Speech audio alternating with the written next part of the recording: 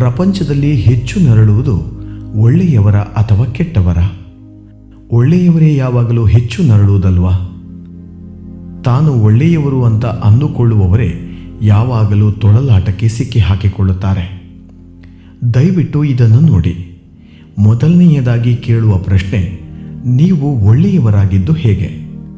ಅವರು ಸರಿಯಿಲ್ಲ, ಇವರು ಸರಿಯಿಲ್ಲ, ಆತ ಸರಿಯಿಲ್ಲ, ಈಕೆ ಸರಿಯಿಲ್ಲ, ಇವರೆಲ್ಲರಿಗಿಂತ ನಾನೆಷ್ಟೋ ಒಳ್ಳೆಯವನು ಅಂದುಕೊಳ್ಳುತ್ತೀರಾ?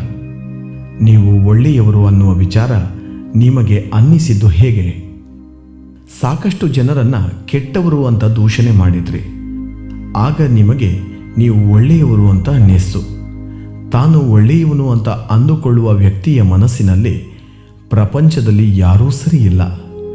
ನಿಮ್ಮನ್ನು ನೀವು ಒಳ್ಳೆಯವರು ಅಂತ ಅಂದುಕೊಂಡಷ್ಟು ಬೇರೆಯವರು ನಿಮ್ಮ ಪ್ರಕಾರ ಯಾರೂ ಸರಿಯಿರುವುದಿಲ್ಲ. ಒಳ್ಳೆಯವರು ಅಂತ ಅಂದುಕೊಳ್ಳುವ ವ್ಯಕ್ತಿಗಳ ಬಳಿ ಜನರು ಹೋಗೋದಕ್ಕೆ ಇಷ್ಟಪಡುವುದಿಲ್ಲ. ಏಕೆಂದರೆ ಆ ವ್ಯಕ್ತಿಯ ಬಳಿ ಜೀವನವೇ ಇರುವುದಿಲ್ಲ. ನಿಮ್ಮ ಒಳ್ಳೆಯತನ ಇರುವುದು ಬೇರೆಯವರ ಹೋಲಿಕೆಯಲ್ಲಿ ಅಷ್ಟೇ ಅಲ್ವೇ? ಈ ರೀತಿ ಮಾಡಿ ನಿಮ್ಮನ್ನು ನೀವು ಒಳ್ಳೆಯವರು ಅಂತ ಅನ್ನಿಸಿಕೊಳ್ತಾ ಇದ್ದೀರಿ. ಇಲ್ಲಿರುವ ಎಲ್ಲರೂ ತೀರಾ ಕೆಟ್ಟವರೇ. ಆದರೆ ಆಗ ನಾನು ನಿಜವಾಗಲೂ ಒಳ್ಳೆಯವನೇ ಅಲ್ವೇ? ಹಾಗೆ ತಾನೇ ಎಲ್ಲರೂ ಹೇಳೋದು. ಒಳ್ಳೆಯ ವ್ಯಕ್ತಿಗಳು ಎಲ್ಲಿಯೂ ಸಲ್ಲುವುದಿಲ್ಲ. ಇಲ್ಲಿಯಾದರೂ ಸರಿ, ಪರಲೋಕದಲ್ಲಾದರೂ ಸರಿ, ಎಲ್ಲಿಯೂ ಸಲ್ಲುವುದಿಲ್ಲ. ಒಂದು ತಮಾಷೆಯ ವಿಚಾರ ಹೇಳ, ಅದನ್ನು ಅರಗಿಸಿಕೊಳ್ಳುವ ಶಕ್ತಿ ನಿಮಗಿದೆಯಾ? ಶಂಕರನ್ ಪಿಳ್ಳೆ ಎನ್ನುವ ವ್ಯಕ್ತಿ ತನ್ನ ಹಿಂದಿನ ಜನ್ಮದಲ್ಲಿ ಬಹಳ ಒಳ್ಳೆಯ ವ್ಯಕ್ತಿ ಆಗಿದ್ದ. ಒಂದು ಕಾಯಿಲೆಯಿಂದ ಆತ ತೀರಿಕೊಂಡ. ಆತ ಒಳ್ಳೆಯ ವ್ಯಕ್ತಿಯಾಗಿದ್ದ ಕಾರಣ ಸ್ವರ್ಗಕ್ಕೆ ಹೋದ. ಸ್ವರ್ಗದಲ್ಲಿ ದೇವರುಗಳು ಇರುವ ರಿಸೆಪ್ಷನ್ ಕಮಿಟಿ ಆತನ ಅಕೌಂಟ್ ಪುಸ್ತಕವನ್ನು ತೆರೆದರು. ಆತನ ಅಕೌಂಟ್ನ ಪ್ರತಿ ಪುಟದಲ್ಲಿ ಒಳ್ಳೆಯ ಕೆಲಸಗಳೇ ಇದ್ದವು. ಮೊದಲ ಪುಟ, ಎರಡನೆಯ ಪುಟ, ಮೂರನೆಯ ಪುಟ, ಕೊನೆಯ ಪುಟದವರೆಗೂ ಒಳ್ಳೆಯ ಕೆಲಸಗಳೇ. ಇದನ್ನು ನೋಡಿ ದೇವತೆಗಳೇ ಗೊಂದಲಕ್ಕೆ ಒಳಗಾದರು.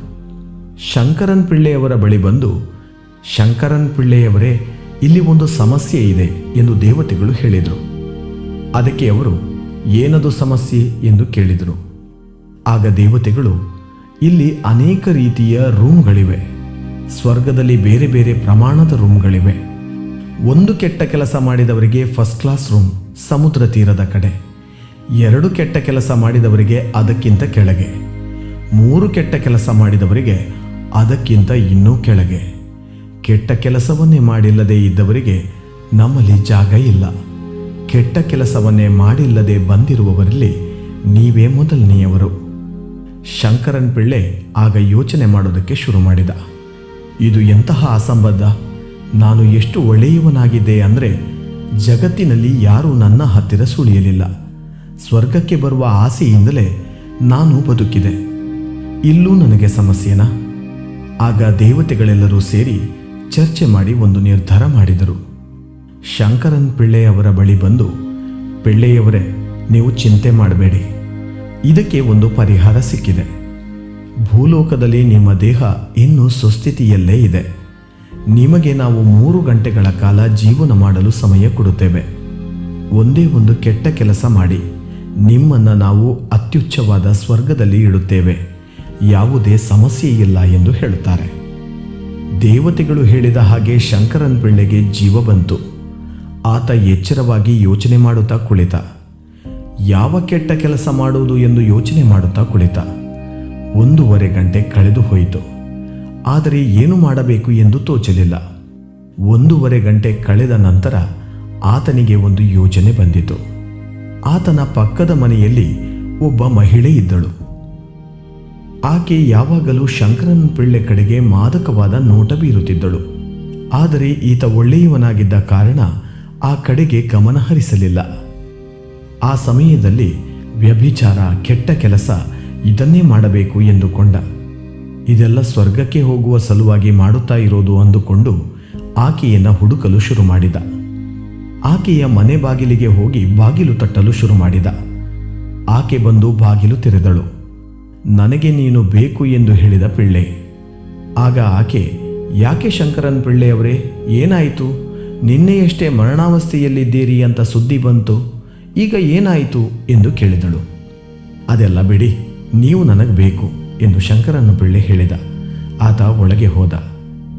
ನಂತರ ಪ್ರಕೃತಿ ತನ್ನ ಕೆಲಸವನ್ನು ಶುರು ಮಾಡಿತು. ಅವರಿಬ್ಬರ ನಡುವೆ ಎಲ್ಲವೂ ನಡೆಯಿತು. ಸಮಯ ಮೀರುತ್ತಿತ್ತು. ಆತನಿಗೆ ಆಕೆಯ ಮನೆಯಲ್ಲಿ ಪ್ರಾಣ ಬಿಡಲು ಇಷ್ಟವಿರಲಿಲ್ಲ. ಹಾಗಾಗಿ ನಾನು ಹೋಗಬೇಕು ಎಂದು ಹೇಳಿ ಬಾಗಿಲಿನ ಬಳಿ ಬಂದ. ಆಕೆ ಕೂಡ ಬಂದು, ಪಿಳ್ಳೆಯವರೇ, ನನಗಾಗಿ ನೀವು ಎಂತಹ ಒಳ್ಳೆಯ ಕೆಲಸ ಮಾಡಿದ್ದೀರಿ ಗೊತ್ತಾ ಎಂದು ಕೇಳಿದಳು. ಮತ್ತೊಂದು ಒಳ್ಳೆಯ ಕೆಲಸವನ್ನೇ ಆತ ಮಾಡಿದ್ದ. ಒಳ್ಳೆಯವರು ಭೂಮಿ ಮೇಲೆ ಸಲ್ಲುವುದಿಲ್ಲ, ಸ್ವರ್ಗದಲ್ಲಿಯೂ ಸಲ್ಲುವುದಿಲ್ಲ. ನಿಮಗೆ ಮುಕ್ತಿ ಸಿಗುವುದು ನೀವು ಮಾಡಿರುವ ಒಳ್ಳೆಯ ಕೆಲಸದಿಂದ ಅಲ್ಲ. ನಿಮ್ಮಲ್ಲಿರುವ ಒಳ್ಳೆಯತನ ಬೇರೆಯವರ ಹೋಲಿಕೆಯಲ್ಲಿ ಮಾತ್ರ. ಬೇರೆಯವರ ಹೋಲಿಕೆಯಲ್ಲಿ ಒಳ್ಳೆಯವರಾಗುವುದು ಒಳ್ಳೆಯತನ ಅಲ್ಲ. ಇದು ಒಂದು ಥರದ ಕಾಯಿಲೆ.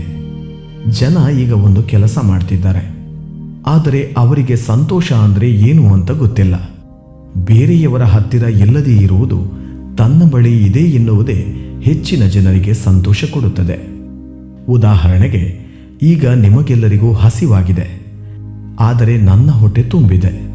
ಆದರೆ ಈಗ ಯಾರ ಹತ್ತಿರವೂ ಊಟವಿಲ್ಲ, ಆದರೆ ನನ್ನ ಹತ್ತಿರ ಇದೆ ಎಂದು ನನಗೆ ತುಂಬ ಸಂತೋಷ ಆಗುತ್ತದೆ. ಇದು ನನಗೆ ಆಗುವ ಸಂತೋಷವೇ ಅಥವಾ ನನ್ನಲ್ಲಿರುವ ಕಾಯಿಲೆಯೇ? ಮಾನವರು ಈ ಕಾಯಿಲೆಯಿಂದ ನರಳುತ್ತಿದ್ದಾರೆ. ಹೆಚ್ಚಿನ ಜನ ಇದನ್ನೇ ಸಂತೋಷ ಎಂದು ಅಂದುಕೊಂಡಿದ್ದಾರೆ, ಹೌದಲ್ವೇ? ಇಂತಹ ಮತ್ತಷ್ಟು ವಿಡಿಯೋಗಳಿಗಾಗಿ ನಮ್ಮ ಆಧ್ಯಾತ್ಮ ಕನ್ನಡ ಚಾನಲನ್ನು ಸಬ್ಸ್ಕ್ರೈಬ್ ಮಾಡಿ. ಪಕ್ಕದಲ್ಲಿರುವ ಬೆಲ್ ಐಕಾನನ್ನು ತಪ್ಪದೇ ಕ್ಲಿಕ್ ಮಾಡಿ.